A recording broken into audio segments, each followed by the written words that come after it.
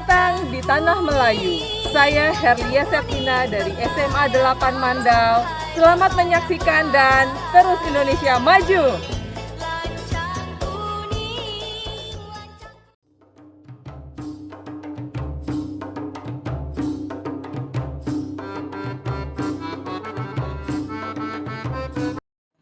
Kita belajar bahasa Jerman. Kalau kalian ada yang suka bahasa, ada yang tidak suka bahasa, itu tidak bisa dipaksakan. Tetapi tugas saya adalah memberikan nilai yang terbaik. Saya mau kalian mempunyai nilai terbaik dalam bahasa Jerman. Ya, saya akan buat namanya keyakinan kelas. Ya, keyakinan kelas kita, yaitu antara kalian Ir, Unfi, kalian dan saya, apa yang kalian akan terapkan dan akan kalian ikuti peraturannya. Tapi peraturan itu datang dari kalian, ya. Jadi nggak perlu lagi kalau bahasa Jerman itu, oh ini salah, ini nilai ini. Yang penting kalian mengikuti keyakinan kelas atau aturan yang kalian sudah mau lakukan. Sekarang pikirkan, misalnya kalau dari Frau, dari Frau ya, datang, saya mau nih Frau yang buat ya. Datang tepat waktu, ya, datang tepat waktu atau ya saat bel, disiplin, itu dari saya. Silakan yang menambahkan dapat nilai. Boleh bertanya? Boleh ya? Kalau telat itu dapat kompensasi gitu? Kan dari itu kan kita dari diskusi ya, 10 menit, 10 menit. Nah, sekarang misalnya kan pas masuk istirahat, guru udah masuk, siswa belum masuk, kan aku maksudnya gimana ya? Nunggu. Ini 10 menit yang berapa? Jadi kalau kalian istirahat 10 menit. Kompensasi itu terus nggak sih? ya, Memainkan HP-nya saat diperintahkan oleh guru. memainkan HP saat diperintahkan oleh guru. Siapa yang Andre? Tidak mengerjakan PR. Buat tulis.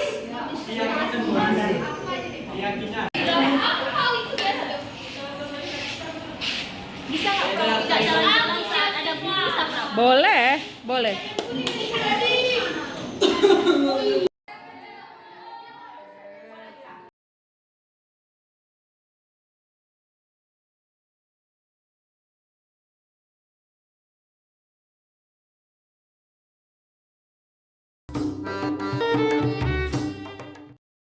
Anak itu terlambat, kita buat dia untuk keyakinan kelas bahwa mereka mengerti peraturan-peraturan di sekolah. Misalnya satu, dia tadi memakai sepatu yang tidak tidak sesuai gitu kan. Jadi kita panggil dia kenapa kamu memakai sepatu yang tidak sesuai? Kamu tahu nggak itu salah gitu. Jadi kita lebih ke berdialog sama dia gitu.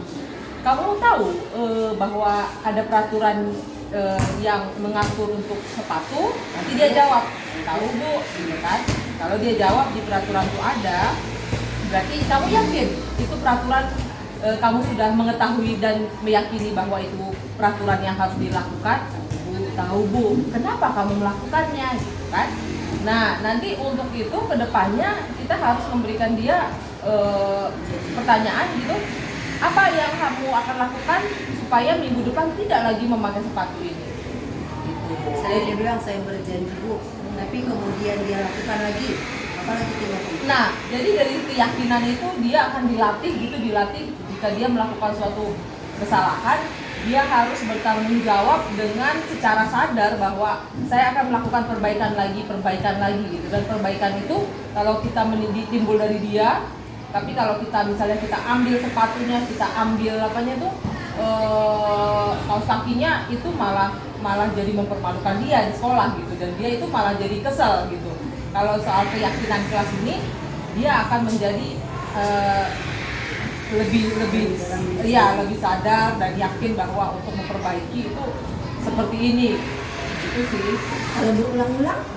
Kalau bagaimana dengan penerapan skor sekolah? Itu bisa juga, makanya penerapan skor juga mungkin bisa, tapi pastikan bahwa anak itu yakin sama sadar dengan terhadap peraturan itu dulu gitu, sampai dia mengerti peraturan itu dan yakin bahwa oh ya peraturan ini harus saya lakukan gitu, seperti gitu. Tapi kan Ya, ketika kenapa? dia misalnya masih melakukan berulang, boleh dong kita melakukan sanksi seperti aturan sekolah untuk sepatu disita. Seandainya kan ada aja tuh anak yang Itu sih sepatu disita itu lebih dari bahwa kita yang memaksakan dia untuk disaksikan gitu, tapi dianya sendiri tidak sadar kalau misalnya bahwa dengan sanksi itu dia harus yakin dulu bahwa ini saya melanggar peraturan dan ini benar-benar saya harus berubah dari diri dalam diri saya sendiri itu. Jadi ada namanya keyakinan kelas dulu, makanya dia harus kita yakinkan dulu terhadap peraturan ini. Itu sih. Kalau kita manajer tuh kita lebih kayak berdialog gitu. kenapa begini? Kenapa kamu terlambat? Bukannya nggak boleh marah, tapi boleh ditekan. Kenapa? Kayak kita sebagai manajer gitu. Kenapa kamu terlambat gitu kan? Terus kalau ditanya, misalnya terus dia bilang, ini Bu, saya bangunnya kesiangan misalnya gitu. Saya kesiangan bangunnya. Kamu tahu kamu melakukan salah nggak? Dia kan kadang nggak tahu. Ya kan nggak apa-apa Bu gitu kan. Loh, tapi kalau kamu lihat peraturan sekolah, tahu nggak itu salah? Oh ada ya Bu ya? Ada. Nah dipastikan gitu kan? Intinya dengan pertanyaan yang kita berikan Iya. dia sadar akan Betul. kesalahannya Nah dengan dan harus diyakini. Apa kamu yakin? Kamu sudah tahu itu hal tersebut? Kamu tahu itu salah gitu? Harus diyakinin banget gitu. Baru mereka, oh iya saya salah Bu, maaf ya Bu. Kalau kamu yakin, kamu gimana mau perbaikinya gitu. Jadi gitu, lebih ke dialog sih. kita yang mana biasanya nih kalau kamu tidak melakukannya apa tuh? Saya akan Ya, menghukum. jadi pertanyaannya biasanya aku juga lebih suka misalnya merasa bersalah, gue sering banget. Kasihan bapak ibumu nak, kasihan. Yes. Nah ternyata itu bukan, tapi kita manajer gitu. Jadi kalau kamu yakin ini salah, gimana kamu perbaikinnya gitu. Jadi kira-kira menggambarkan gitulah. Jadi nanti dari mereka sendiri akan cari solusi sendiri.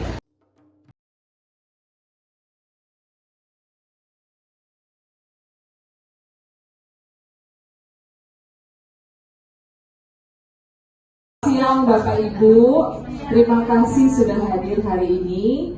Saya cuma mau sharing dari angkatan CGP angkatan 6. Saya Herlia Septina dari SMA Negeri 8 Mandau, Kabupaten Bengkalis Riau. Baiklah, kami di sini para CGP untuk mau men-sharekan ilmu yang kami dapat. Saya ingin men-sharekan tentang segitiga restitusi. Ini apa sih? Ini bisa kita gunakan dalam menangani kasus-kasus atau masalah-masalah yang ada di kelas, yang ada di sekolah. Ada anak terlambat atau ada anak tidak mengerjakan tugas, ya. Kalau dulu kita semua berdasarkan hukuman, marah, emosi. Tetapi di sini saya dan teman-teman juga belajar bahwa ternyata menangani anak itu tidak hanya sekedar langsung memberikan hukuman ataupun emosi, tetapi kita melakukan ada namanya saya mengambil yang segitiga restitusi. Di sini ada segitiga bagaimana kita cara menyelesaikan permasalahan tersebut. Misalnya kalau Bapak Ibu kita bisa coba besok setelah dapat ilmu ini, kalau ada anak terlambat jangan langsung kita marah-marahi tanpa Ibu EO, kita sudah menghukumnya atau memberikan hukuman lari seperti itu ya.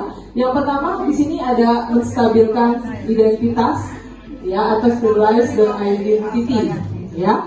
Di sini kalau misalnya kita mau merubah anak itu, kita bisa bereflektif gitu, meyakinkan anak itu dengan cara buat kalimat misalnya berbuat salah itu nggak apa-apa ya, atau tidak ada manusia yang sempurna. Jadi anak itu merasakan bahwa kita mengerti permasalahan dia untuk pertama kalinya gitu. Jadi kita tidak langsung emosi. Kalau dulu saya mungkin langsung emosi Bu, tapi sekarang setelah mengenal ini saya langsung tahu bahwa kita bisa menyelesaikan masalah ini. Kayak menstabilkan identitas adalah mengubah identitas anak dari yang gagal karena melakukan kesalahan menjadi sukses. Jadi semua orang bisa gagal gitu. Dari melakukan kesalahan itu dia belajar apa. Selanjutnya yang kedua, setelah kita menstabilkan identitas, kita memvalidasi tindakan kita gitu ya. Memvalidasi tindakan yang salah, validasi tindakan yang salah yaitu adalah dengan suatu tujuan gitu, memenuhi kebutuhan dasar. Jadi menurut teori kontrol gitu, ini kalimat-kalimat yang mungkin asing buat guru, tapi kalau kita mengatakan nada-nada ini tanpa menghakimi, jadi seperti padahal kamu pasti punya alasan ya, mengapa sih melakukan ini, tapi dengan tidak nada marah gitu, tapi dengan memvalidasikan gitu ya, validasi namanya gitu ya. Atau kita bilang kamu harusnya patut bangga terhadap dirimu sendiri, kamu telah melindungi sesuatu, misalnya berantem dengan teman. Jangan langsung marah, tapi mungkin dia berantem ada alasannya. Ya mungkin karena kamu melindungi dirimu, makanya melakukan itu. Ya, seperti itu. Dan biasanya guru biasanya langsung stop, jangan, ini nggak baik, langsung judge ya. Tapi di sini kita bagaimana memvalidasikan tindakan dia, gitu ya.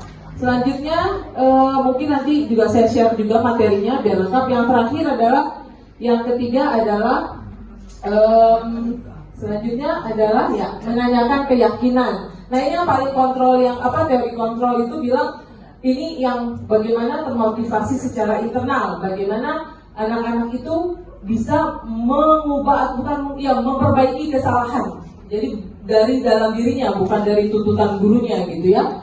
Jadi di sini misalnya kalau ada yang terlambat masuk kelas, kita bertanya kenapa terlambat, yang tadi seperti itu ya. Tapi kita memastikan bagaimana supaya besok dia tidak terlambat lagi, caranya bagaimana ya. Nah itu mereka yang membuat memperbaiki kesalahan itu. Idenya apakah harus dibantu alarm di kita lebih banyak alarmnya, atau di sini pertanyaan-pertanyaan ini menghubungkan kayak keyakinan anak gitu, bahwa keyakinan anak di kelas percaya nilai-nilai umum yang di sekolah, misalnya percayakan kamu nak bahwa kita itu harus disiplin, nggak boleh terlambat, memastikan mereka bahwa itu adalah suatu aturan yang harus mereka lakukan gitu, yang mereka percayai dan yakini gitu. Makanya ibu, bapak kalau misalnya di dalam kelas ada permasalahan dalam pembelajarannya, misalnya ibu bisa melakukan juga ini keyakinan kelas gitu, yang disepakati, kamu maunya belajarnya bagaimana gitu. Kamu maunya bagaimana kalau terlambat, saya harus ibu guru, sebagai guru saya akan memberikan apa? Nah mereka yang akan solusi, oh saya maunya begini bu. Nah itu namanya keyakinan kelas, kesepakatan kelas gitu. Jadi kalau dia melanggar, dia tahu dan sadar bahwa dirinya melanggar aturan yang sudah disepakati gitu. Jadi dalam hal ini mereka akan bertanggung jawab dan berpikir sendiri untuk memperbaiki keadaan yang salah. Itulah tindakan segitiga restitusi ini. Mungkin bukan untuk anak-anak sekolah saja, tapi untuk anak-anak kandung di rumah bisa juga digunakan ini, ilmu ini gitu. Jadi kita tidak boleh menjudge, tapi kita melihat kebutuhan mereka, kita melihat ada sesuatu yang permasalahan mereka yang mendasar apa gitu. Jadi kita bisa menyelesaikannya, bukan kita, tapi mereka sendiri yang akan menyelesaikan permasalahan itu. Itu saja Bapak Ibu, terima kasih. Ada pertanyaan, kita langsung buka sesi tanya jawab. Ya Bu, Dewi Nafira. Tadi Ibu mengatakan kita dalam pembelajaran itu bagaimana caranya kita supaya pembelajaran itu berjalan dengan efisien, berarti kita membuat kesepakatan dengan siswa yang benar. Nah ternyata kita telah melakukan kesepakatan itu. Nah pertanyaan saya, dalam kesepakatan itu nanti untuk sanksinya apakah kita nanti tanyakan lagi ke anak atau kita yang membuat sanksinya? Atau kita kembalikan lagi ke mereka, itu sanksi seperti apa kalau dia melanggar kesepakatan yang sudah kita buat tadi. Terima kasih Bu Dewi atas pertanyaannya. Jadi kalau misalnya sudah dibuat keyakinan kelas ya dengan teori segitiga ini, mereka pasti sudah sadar bahwa peraturan itu mereka sudah sadari satu kelas dan sudah disepakati gitu. Jadi kalau misalnya pun sanksi atau melakukan kesalahan, itu mereka sendiri yang akan menyelesaikan permasalahan itu.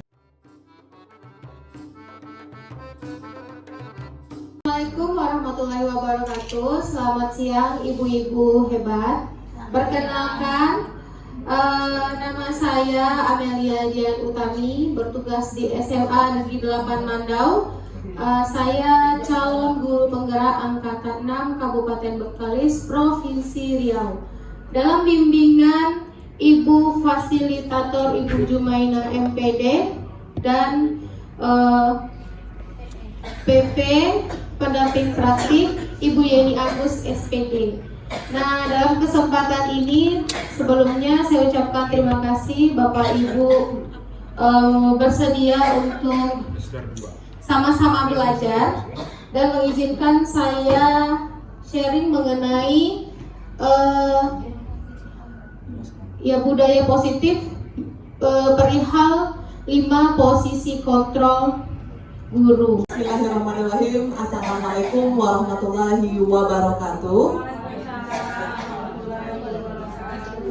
Dan selamat siang ibu-ibu semua. Siang.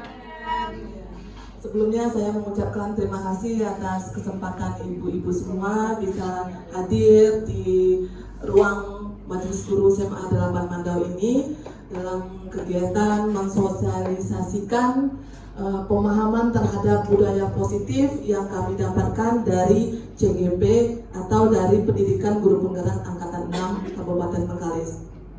Izinkan saya perkenalkan diri, nama saya Anita Sri Komalasari, berasal dari SMA Negeri 8 Mandau, calon guru penggerak Angkatan 6 Kabupaten Bengkalis, Provinsi Riau. Nah, pada kesempatan kali ini saya mau berbagi atau sharing sedikit tentang budaya positif.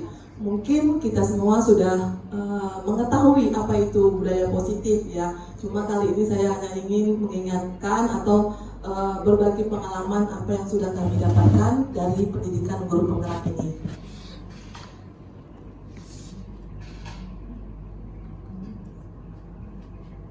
Nah, di sini ada perubahan paradigma belajar. Nah, mungkin sebelum-sebelumnya kita biasanya itu paradigma yang ada itu teacher center gitu. Nah, tapi dalam beberapa tahun terakhir dengan adanya perubahan kurikulum kita sudah mulai ya menerapkan student center gitu. Nah, sekarang juga ditekankan kembali paradigma yang ada itu menekankan kita untuk bisa menerapkan student center dalam pembelajaran kita gitu. Nah, perubahan paradigma dalam proses pembelajaran yang awalnya berpusat pada guru atau teacher center menjadi pembelajaran yang berpusat pada siswa atau learning center yang sering kita dengar akhir-akhir ini. Diharapkan mampu mendorong siswa untuk terlibat secara aktif dalam membangun pengetahuan, sikap, dan perilaku. Perubahan paradigma ini bukan lagi bagaimana guru mengajar dengan baik, tetapi bagaimana siswa dapat belajar dengan baik. Nah, di sini kita sebagai guru berperan sebagai fasilitator untuk peserta didik kita. Nah, selanjutnya itu ada disiplin. Nah, mungkin bagi rekan-rekan semua sudah tahu apa itu disiplin. Ada ibu-ibu yang mengetahui, yang bisa menyampaikan pendapatnya apa itu disiplin? Boleh angkat tangan ibu-ibu? Saya, Bu. Oke, silakan Ibu Herlia. Iya, dia taat pada peraturan, Bu. Oke, disiplin itu taat kepada peraturan. Oke, terima kasih Bu Herlia. Iya, Ibu Laila. Apa itu disiplin? Misalkan mengumpulkan tugas dengan tepat waktu. Oke, ya bisa mengumpulkan tugas dengan tepat waktu. Terima kasih Bu Laila. Iya, Bu Amel. Berkomitmen, Bu. Berkomitmen, iya benar sekali. Ada lagi? Oh, Ibu suka melanggar peraturan. Oh, tidak suka melanggar peraturan berarti dia disiplin ya, begitu ya Ibu ya. Oke, applause untuk semua ibu-ibu semua. Nah, berarti kita semua sebenarnya sudah menjalani apa itu makna dari disiplin dalam kehidupan kita sehari-hari, begitu juga dalam proses pembelajaran kita. Nah, disiplin itu yang biasa kita kenal adalah ketaatan atau peraturan. Nah, kata disiplin memiliki makna bagaimana cara kita mengontrol diri dan bagaimana menguasai diri kita untuk memilih tindakan yang mengacu pada nilai-nilai yang kita hargai. Dengan melaksanakan kedisiplinan, kita mampu mengembangkan pribadi yang dapat mengendalikan diri dengan baik, kemudian berusaha untuk menjadi insan yang lebih baik dari sebelumnya. Nah, selanjutnya itu ada yang menanyakan Ibu tentang kedisiplinan? Sudah paham ya, sudah untuk kedisiplinan ini udah tertanam dari diri kita Bu ya, gitu. Iya.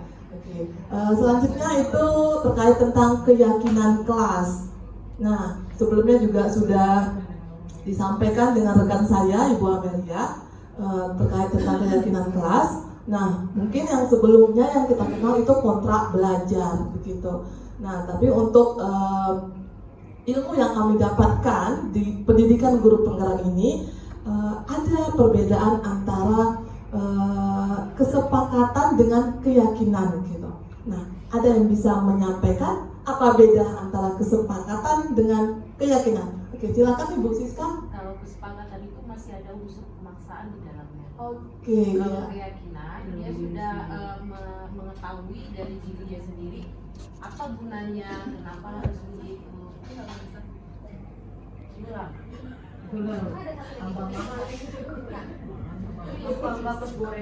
Iya, kalau dia tadi kontrak kesepakatan itu ada sedikit keterpaksaan, ya, karena dia sudah ada keharusan di dalamnya untuk melakukan.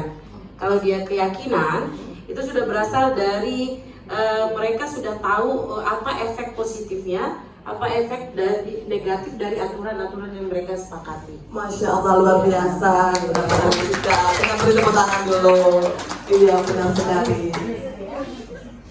Nah, jadi itu udah dia perbedaan antara kesepakatan dengan keyakinan. Jadi dengan kita menerapkan keyakinan kelas, itu kita berharap memang ada nilai kebajikan yang muncul dari diri peserta diri kita, begitu. Jadi bukan adanya unsur paksaan dari pihak luar untuk melakukan disiplin yang positif, begitu. Oke, silakan kemudian. Contoh yang keyakinan kelas yang dibuat dalam satu kelas itu kayak apa? Nah, oke, terima kasih ya Bu Jene. Keyakinan kelas itu seperti biasanya kita membentuknya di awal pertemuan gitu ya. Nah, kita bisa menyediakan mungkin dalam bentuk karton gitu. Boleh nanti pakai sticky note juga. Kita beri kesempatan kepada anak didik kita untuk menyampaikan apa yang mereka ingin terapkan dalam pembelajaran bersama kita gitu. Jadi setiap anak memiliki kebebasan untuk mengungkapkan peraturan apa atau kenyamanan apa sih yang buat mereka bisa mereka lakukan tanpa ada paksaan nantinya, begitu. Misalkan tidak terlambat mengikuti pembelajaran kita gitu. Iya, benar sekali ya Ibu Gida, menghargai pendapat teman ketika teman menyampaikan pendapat saat berdiskusi, begitu bisa juga. Kan misalnya nih peserta didik itu kan banyak maunya tuh, terlambat misalnya dispensasi 5 menit, apakah kita harus mengakomodir semua keinginan mereka? Tentu kan kita cari dulu mana ya win-win solution itu baru menjadi keyakinan kelas bersama. Dan kalau dia ditaruh di papan ada sticky note, tentu kan kita harus sensor lagi nih. Iya, benar sekali. Sensor lagi, tentu kan direkap semua dalam satu bentuk ini gitu. Jadi maksudnya contoh realnya itu yang membedakan dengan kontrak belajar. Kan saya tahunya kontrak belajar itu siswa harus masuk terlambat 5 menit sekian. Iya. Nah, yang sesungguhnya keyakinan kelas yang sudah dibentuk itu apa sih bedanya gitu? Iya. Proses ininya udah paham bahwa nanti kita akomodir, kita pilih, jadikan konsep. Bedanya itu bentuknya seperti apa nanti? Oke, terima kasih Bu Jen. Nah, kalau kontrak pembelajaran, kalau dari pengalaman saya itu saya membuatnya biasanya ada per KD, kemudian ada minggunya, minggu pertama apa kegiatan pembelajarannya, kemudian didetailkan gitu dan disetujui oleh perwakilan kelas. Nah, itu kontrak pembelajaran yang dulu yang pernah saya terapkan. Namun setelah mengikuti pendidikan guru penggerak ini, kami mendapatkan ilmu tentang pentingnya kita membuat keyakinan kelas bersama anak-anak. Nah, yang pada intinya tetap atas kesepakatan kita bersama-sama anak, bukan kemauan kita sendiri, begitu. Nah, jadi setelah kita memberikan kesempatan kepada anak mengungkapkan apa sih yang harus kita lakukan, yang harus kita sepakati bersama dalam pembelajaran kita. Nah, jadi nanti kalau udah semuanya terkumpul di depan di kantor yang sudah terisi sticky note-nya, itu kita bisa mensortir bersama. Kita minta kesepakatan anak kembali. Nah, yang mana yang sebaiknya yang sanggup kita lakukan bersama anak gitu, demi kenyamanan kita bersama dan keberhasilan kita bersama gitu. Ada lagi Bu Jen? Oke, iya Bu Dona, silakan Bu Dona. Kalau kita Assalamualaikum Assalamualaikum warahmatullahi wabarakatuh. Waalaikumsalam warahmatullahi wabarakatuh. Terima kasih kesempatan yang telah diberikan. Bu Anita, saya mau bertanya, kalau kita berbicara tentang disiplin ini, Bu, tanpa ada sanksi tegas, Bu, anak tidak akan berubah. Sanksi tegas membuat anak berubah.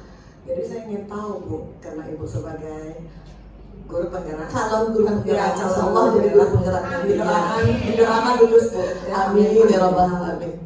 Jadi Bu, setelah saya lihat tadi Ibu Amel tampil, Ibu juga tampil kan, kayaknya banyak yang harus ada perubahan-perubahannya Bu ya. Sementara saya pribadi Bu, disiplin itu memang sanksi tegas. Contoh Bu, dalam istirahat anak dikasih tengah 5 menit, 10-20, dijadikan 10-25 Bu. Kalau anak terlambat, konsekuensinya anak duduk di lantai. Tapi kabarnya seperti ilmu yang Bu dapat itu nggak boleh lagi katanya Bu ya, mental anak kena. Tapi selama saya ngajar Bu, anak enjoy aja. Tapi perubahan 12 lokal, paling satu kelas tuh Bu anak terjadi 1 atau 2 orang Bu Anita ya.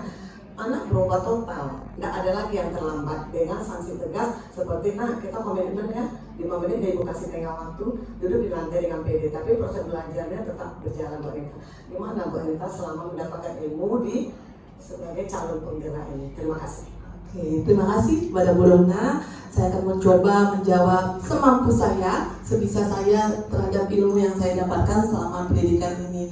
Nah, kembali lagi ke poin kita tadi tentang keyakinan kelas. Nah, keyakinan kelas tadi itu kan kita berharap memang ada unsur atau motivasi intrinsik dari mereka sendiri untuk menyepakati tindakan apa yang dilakukan dalam pembelajaran kita, begitu. Nah, kita kembali lagi pada konsep KHD ya Bu ya, Ki Hajar Dewantara. Nah, di situ kita itu bertindak atau berperan sebagai fasilitator, dan kemudian kita juga harus mengetahui bahwa anak itu punya kodrat gitu loh. Kodrat sebagai anak itu apa? Mungkin selama ini kita agak terabaikan dengan pemahaman menurut Ki Hajar Dewantara, sang pelopor pendidikan tadi, begitu. Nah, jadi lebih menekankan tindakan kita itu sebaiknya memang ada pendekatan ke anak, bagaimana anak merasa aman, nyaman, begitu, terutama dalam pembelajaran kita tadi, gitu.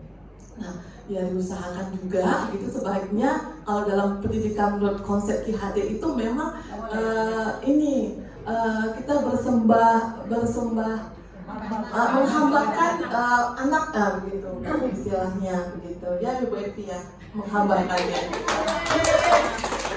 Jadi anak itu kita prioritaskan lah, begitu bahasanya Ibu. Tapi kita sebelum bertindak, kita memang musyawarahkan dulu. Iya, benar sekali. Istilahnya Bu, udah komitmen dalam tiap kelas, anak setuju gitu.